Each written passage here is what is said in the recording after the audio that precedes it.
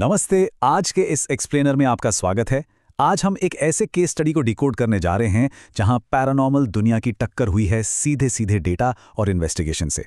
हम बात कर रहे हैं एक कॉलेज की उस तीसरी मंजिल वाली लाइब्रेरी की जिसकी खौफनाक सच्चाई सालों तक उन बंद दरवाजों के पीछे दफन रही। तो चलिए बिना किसी देरी के इस रहस्य को थोड़ा करीब से और बिल्कुल लॉजिकल नजरिए से समझते हैं। अब सबसे पहला सवाल जो दिमाग में आता है वो ये कि आखिर उस थर्ड फ्लोर वाली लाइब्रेरी को सालों तक सील क्यों रखा गया था। जरा इमेजिन कीजिए, एक ऐसा कॉलेज जो रात होते ही घुप अंधेरे में डूब जाता है, एक ऐसा बंद दरवाजा जिसके अंदर से अजीब सी सड़ी हुई किताबों और नमी की गंध आती है, और एक ऐसा नियम जो सीनियर्स अपने जूनियर्स के दिमाग में मानो फीड कर देते थे। ये सिर्फ कोई हवाई अफवाह नहीं थी, बल्कि एक बहुत ही गहरा जमा हुआ खौफ था। और वो खौफनाक नियम क्या था? कैंपस में बस एक ही लाइन गूंजती थी, एक नियम याद रखना, थर्ड फ्लोर वाली लाइब्रेरी के पास बिल्कुल मत जाना, क्योंकि वहां कोई है। कोई चेतावनी बोर्ड नहीं, कोई आधिकारिक नोटिस नहीं, बस एक साइलेंट डर जो बैच दर बैच बढ़ता गया। लेकिन कहते हैं ना कि हर भीड़ में कोई एक तो होता है जो सवाल पूछता है, और वो था अभय। अभय के दादाजी एक तांत्रिक थे, इसलिए बचपन से ही उसने डर से आगे देखना और लॉजिकल सवाल पूछना सीखा था। तो चलिए सबसे पहले बात करते हैं इस खौफनाक लाइब्रेरी के असली रहस्य की। अब देखिए, यहां दो बिल्कुल अलग नजरिए थे। एक तरफ पूरा कैंपस था जो बिना कोई सवाल किए बस डरा हुआ था और अफवाहों को आगे बढ़ा रहा था, लेकिन दूसरी तरफ था अभय।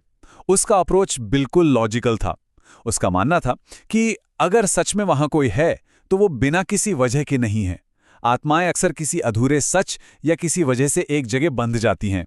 मतलब हर खौफ का एक रूट कॉज होता है जिसे ढूंढा जा सकता है। और यहीं से शुरुआत होती है अभय की जिज्ञासा और उसके अगले कदम की। जब अभय और उसके दोस्तों ने हिम्मत करके प्रिंसिपल डॉक्टर शर्मा से इस बारे में बात की तो असल बम फूटा। पता है उन्होंने क्या बताया? करीब 12 साल पहले शेखर नाम का एक जूनियर लाइब्रेरियन रात की शिफ्ट में वहां बेहोश मिला था।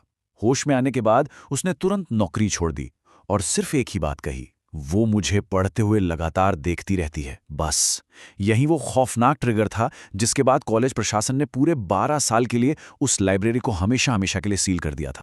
लेकिन बात यहीं खत्म नहीं हुई। अब शुरू होती है असली पैरानॉर्मल इन्वेस्टिगेशन। कॉलेज प्रशासन ने तो सख्त मना कर दिया था, लेकिन स्टूडेंट्स कहाँ रुकने वाले थे। उन्होंने आधी रात को चुपके से एक professional paranormal investigator doctor Siddharth Mehta को कैंपस में बुला लिया। अब ये कहानी सुनी सुनाई बातों से निकलकर सीधे साइंस और गैजेट्स पर आ गई थी। डॉक्टर मेहता का टूल किट देखने लायक था। EMF meter, thermal sensor, digital audio recorder, night vision camera और हाँ, कुछ पारंपरिक चीजें जैसे नमक और मोमबत्तियां। पूरी तैयारी थी कि जो भी है उसे रिकॉर्ड किया जाए। जरा इस टाइमलाइन पर नजर डालिए। ये 3 रातें किसी बुरे सपने से कम नहीं थी। पहली रात ईएमएफ मीटर पागलों की तरह स्पाइक करने लगा, वो भी बिना किसी बिजली के कनेक्शन के, और लाइट्स अचानक जलकर बुझ गईं।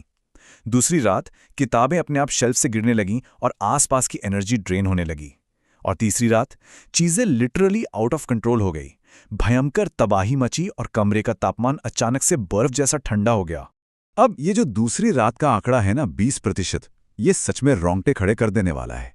हुआ ये कि जब इन्वेस्टिगेशन के दौरान एक फोन निकाला गया तो उसमें सिर्फ 20% बैटरी थी, और देखते ही देखते चंद मिनटों में वो 0 हो गई। इसका सीधा सा मतलब ये था कि वहां जो भी अदृश्य शक्ति थी वो सामने आने के लिए गैजेट्स की और आसपास की पूरी फिजिकल एनर्जी को सोख रही थी। और जैसा कि मैंने बताया, तीसरी रात तो हालात इतने ज्यादा खतरनाक हो गए कि टीम को अपना इन्वेस्टिगेशन बीच में ही रोकना पड़ा।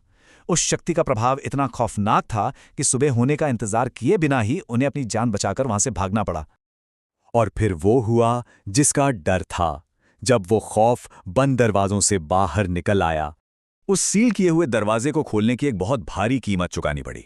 वो एंटिटी अब सिर्फ लाइब्रेरी तक सीमित नहीं थी, वो आजाद हो चुकी थी।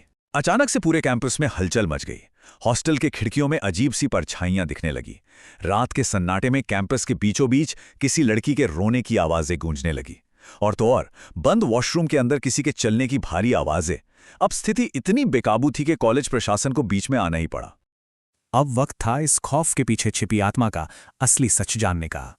जब स्टूडेंट्स की जान पर बनाई तो डॉक्टर सिद्धार्थ ने एक एक्सपर्ट तांत्रिक सत्यदेव बाबा को बुलाया, और बाबा ने वहां कदम रखते ही स्थिति को भांपते हुए जो बात कही वो बहुत गहरी थी। उन्होंने कहा, आत्मा डरी हुई नहीं है, वो नाराज है। ये एक बहुत बड़ा टर्निंग पॉइंट था।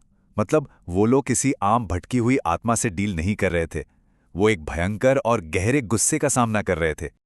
और फिर ऑडियो रिकॉर्डर में कुछ ऐसा कैद हुआ जिसने सबके होश उड़ा दिए। उस रिकॉर्डिंग में एक टूटी हुई दर्द भरी आवाज साफ सुनी जा सकती थी। मुझे यहां बांध दिया गया, मेरी गलती नहीं थी। सोचिए जरा, 20 सालों का वो दबा हुआ दर्द आखिरकार एक डिजिटल रिकॉर्डर के जरिए अपनी गवाही दे रहा था। और यहीं पर इस केस का सबसे खौफनाक पहलू सामने आता है, एक बहुत बड़ा कवर अप। कॉलेज का ऑफिशियल रिकॉर्ड क्या कहता था कि उस लाइब्रेरियन ने आत्महत्या की थी, केस क्लोज्ड। लेकिन असल में सच्चाई ये थी कि 20 साल पहले एक प्रोफेसर ने उसका मर्डर किया था और उस बेचारी पर झूठा इल्जाम मढ़ दिया गया। उसे कभी न्याय नहीं मिला, उसका सही तरीके से अंतिम संस्कार नहीं हुआ और इसीलिए वो पिछले 20 सालों से उसी जगह पर कैद थी। सच्चाई सामने आ चुकी थी, अब बारी थी उस आत्मा की अंतिम मुक्ति की। इस काले सच को जानने के बाद सत्यदेव बाबा ने उस अन्याय का शिकार हुई आत्मा को मुक्ति दिलाने की ठानी। रात के ठीक 2:15 बजे एग्जैक्ट उसी जगह जहां वो मर्डर हुआ था, एक बहुत ही सटीक रिचुअल शुरू किया गया।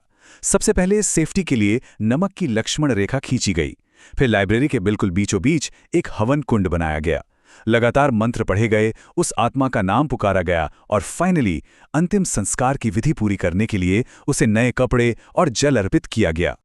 और इसका असर 20 साल के उस लंबे और खौफनाक ड्रामे के बाद आखिरकार उस लाइब्रेरी में एक अजीब सी सुकून भरी शांति छा गई। और हाँ, साइंस ने भी इसे कंफर्म किया। जो ईएमएफ मीटर पागलों की तरह स्पाइक कर रहा था वो एकदम फ्लैट हो गया। ऑडियो रिकॉर्डर में अब सिर्फ स्टैटिक की आवाज थी और कुछ भी नहीं, सब कुछ शांत हो चुका था। तो इस एक्सप्लेनर को खत्म करने से पहले एक सवाल है जो मैं आपके लिए छोड़ना चाहूंगा।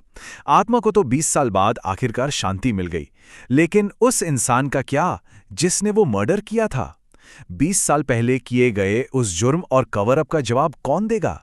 ये केस हमें सोचने पर मजबूर कर देता है कि कई बार असली मॉन्स्टर्स कोई भूत प्रेत नहीं बल्कि खुद इंसान होते हैं, और इंसानी फितरत की ये बुराई शायद किसी भी अलौकिक खौफ से ज्यादा लंबी चलती है। इस एक्सप्लेनर में हमारे साथ जुड़ने के लिए बहुत बहुत शुक्रिया।